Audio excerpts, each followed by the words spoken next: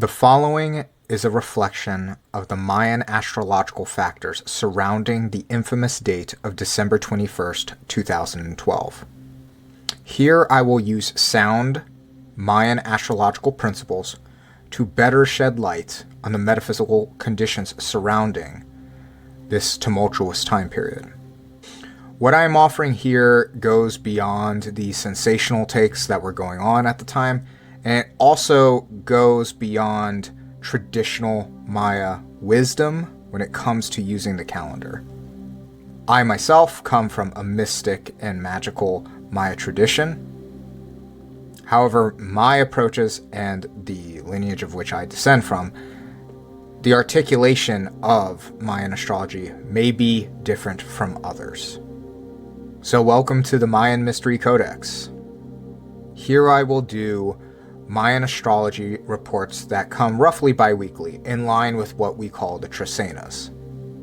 Stay reading the Mayan Mystery Codex for all things Mesoamerican occult and spirituality, and all things practical occult and spirituality. Now, there are many layers to the December 21st, 2012 date when it comes to Mayan cosmology. We could spend hours talking about the depths of this date. We could talk more about its history and its controversial rise to pop culture popularity. But I specifically want to zero in on the roughly 2-week time period that is of significance in the Mayan calendar that encompasses this date. These 2-week time periods, roughly 2 weeks, are essentially a unit of time within the Mayan calendar. The Mayan calendar is a system of cycles within cycles, comprised of the 260-day calendar and the solar year. The Tzolk'in is the Yucatec Maya way of saying it, and the Tzolk'in is the Quiche Maya way of saying it. This sacred calendar can be further divided into 20 periods of 13 days. These are known as Trecenas. The significance of these 13-day cycles is revealed in this exploration. Guatemalan daykeepers believe that lower numbers are building, so to speak, while the middle numbers 6, 7, 8, and 9 represent days of balanced energy and power. The final numbers, 10 through 13, are considered to be rushing and potentially dangerous. As a result, major rituals are prioritized during the days of balanced power in the middle of each Trecena. The Trecena cycle can be visualized as a pyramid, similar to the Pyramid of the 13 Heavens from ancient Mexican cosmology. Thus, the Trecena is not fully actualized until its peak. Physically, the Trecenas represent the time allotted for the sun to match the moon's daily travel. Trecenas are lunar in nature and represent receptive, reactionary, and instinctual qualities. Trecenas set the tone for public, communal, and even national trends. Trecenas also serve as a guide to one's personality, as every birth is influenced by the energy of the Trecena they were born in. Sectors of Trecena influence include political, economic, military, scientific, educational, technological, social, cultural, and religious influences. A helpful visual aid for understanding this specific unit of Mayan time would be the pyramid of time. The Maya saw time, at least in this regard, as a pyramid, almost like a wave and a crescent with a crash.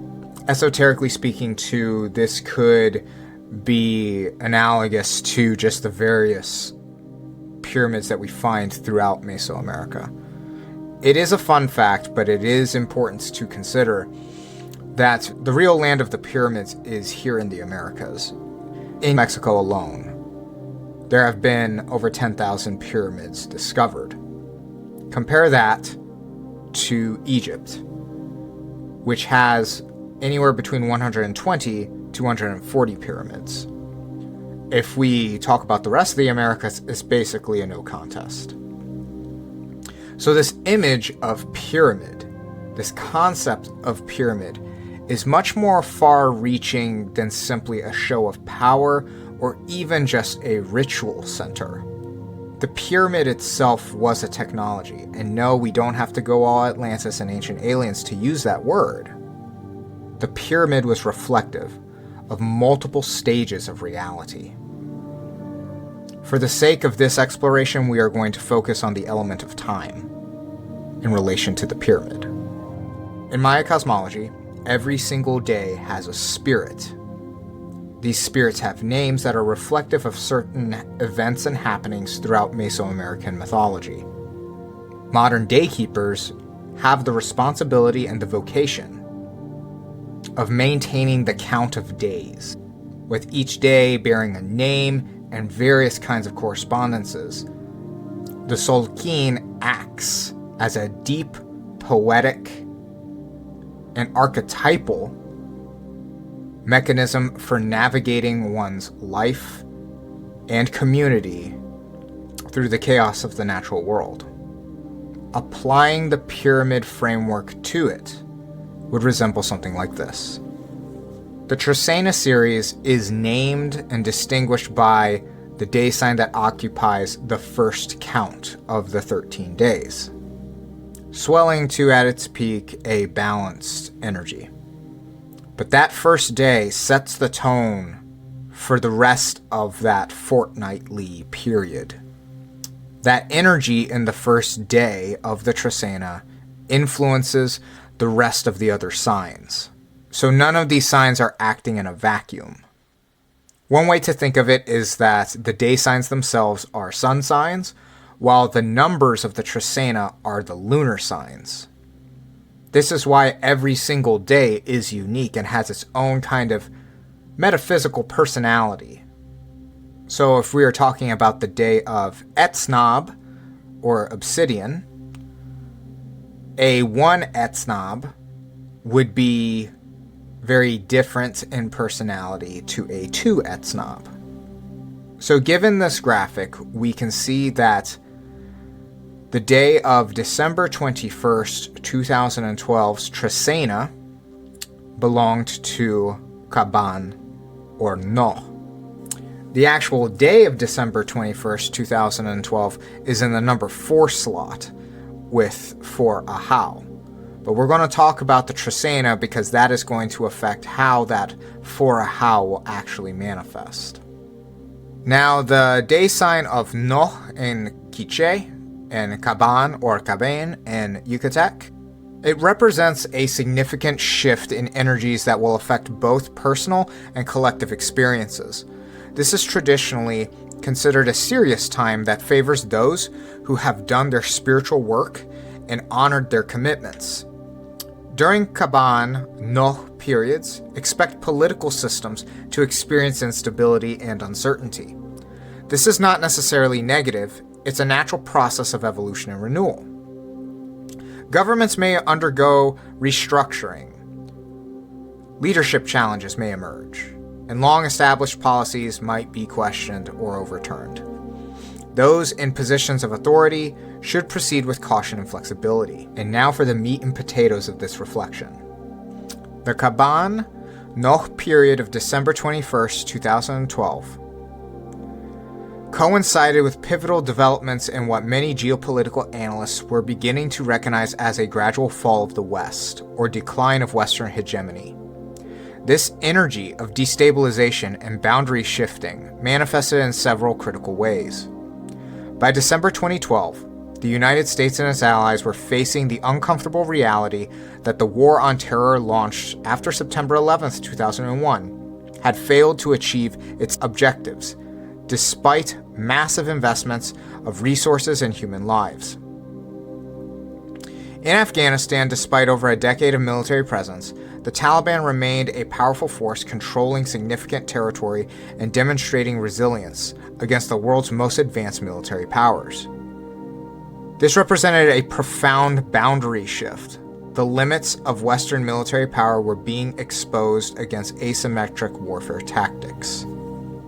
This especially in the time period of December 21st, 2012 was very important. Yes, the war on terror continued for over 10 more years. But I can tell you from personal experience that the War on Terror was long gone before then.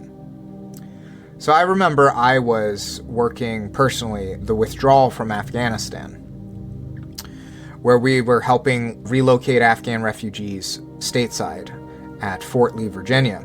At the time it was called Fort Lee, and it had the biggest army hotel in the world. Because I was handling logistics like that, I had to see footage on the ground in Afghanistan before many other people. And I got to see the refugees holding on to the planes as they flew off, and then they would be forced to let go hundreds of feet in the air, and their bodies would fall to their death. I remember leaving the command center, having to throw up on the lawn right outside.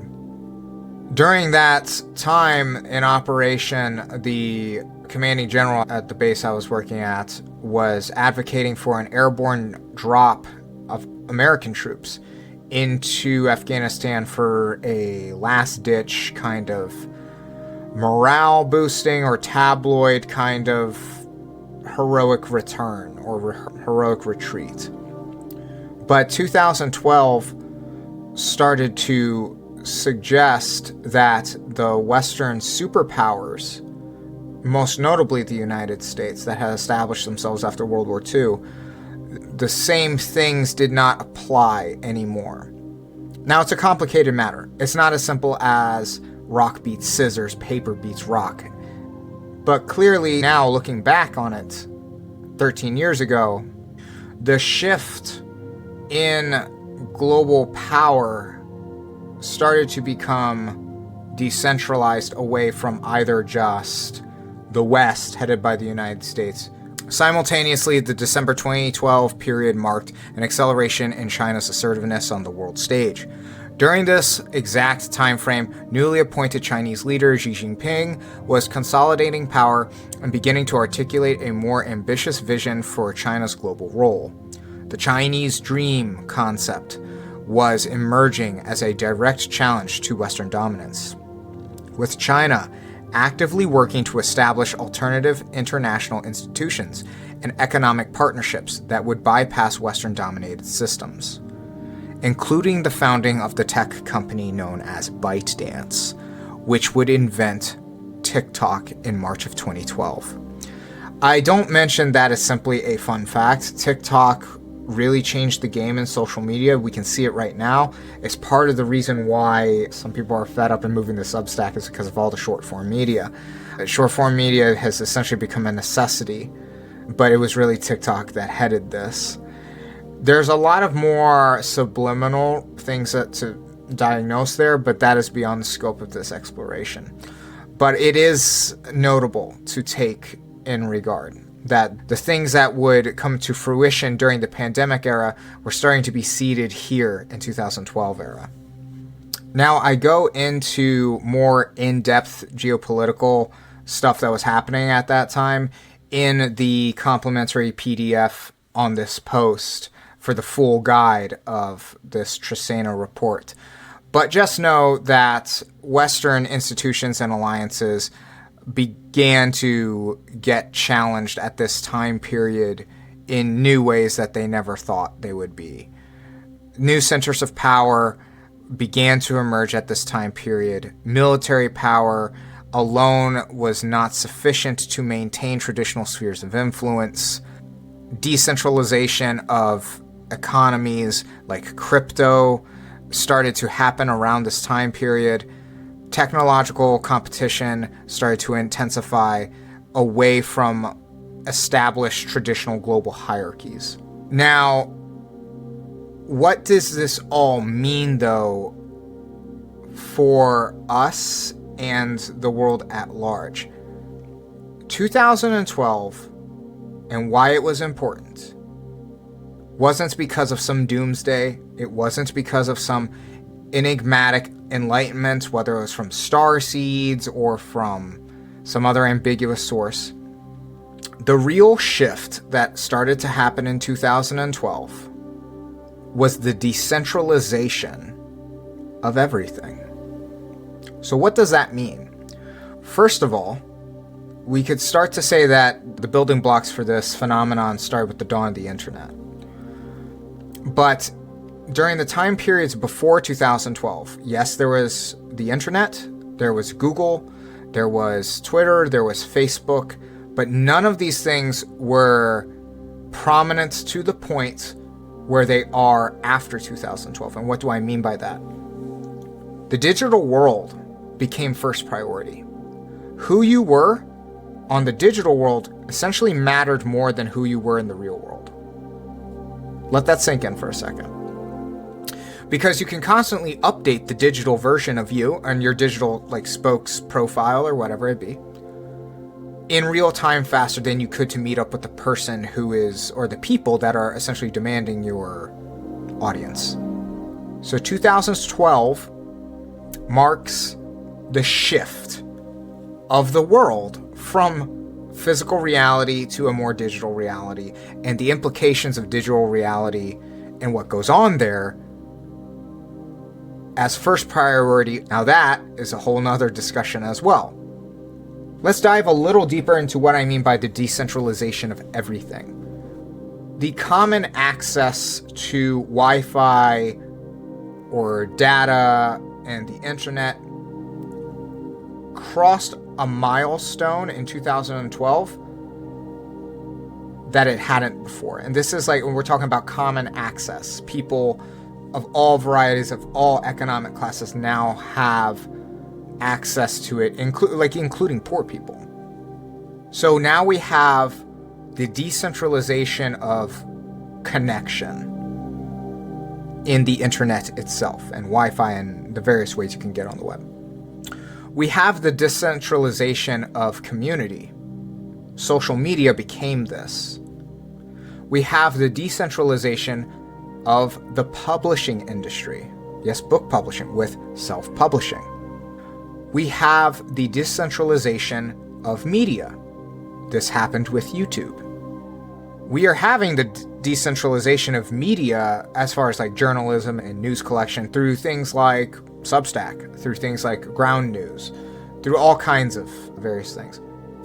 We are starting to see the decentralization of all other kinds of things we didn't think would be imaginable through artificial intelligence. Hollywood is about to go through a big decentralization process where you can have small teams of creative folk that know how to use AI, and they can essentially compensate for not having an entire production team that can make almost, if not, Hollywood quality productions. That is the real global shift that actually does have meaning when it comes to 2012. The aliens didn't come down. That was never predicted. The world didn't blow up. That was never predicted. In a future article, I'm going to go through the outlandish controversies and proposals of December 21st, 2012. And you could check out my forthcoming book that will talk about these things. But people that are spiritual seekers, occultists, witches, anybody that falls under that alternative religion banner really does need to look back at this date and start to develop an appreciation for it. We in the modern day are so separate from animistic frameworks or just general metaphysical frameworks that we don't appreciate the things that are going on in more animistic ways before our very eyes, where our ancestors of all cultures would. Now in the guide, I also go over the actual day sign of December 21st, 2012, which was a 4 Ahau, and I'll let that kind of simmer when you read the guide and take what I have said here in this video and apply it to the day sign and what the implications of that could possibly mean for the human race. What is not in the PDF guide is the actual ritual guide for the Trecena. Obviously, this Trecena happened back in 2012, so it doesn't really serve us to be doing rituals to try and contact that time period in the past. But going forward, if you subscribe to my Substack, you will get a bi-weekly Trecena report and ritual guide to attune you to the time energy of that period. This is for the practitioner to seek some kind of metaphysical favor to help navigate the life that they live in this chaotic natural universe. And if you sign up for the Founders Levels tier, you will have access to my ongoing manifestation magic courses that teach various frameworks for functional magic that you really won't find anywhere else. Hope to see you on the inside.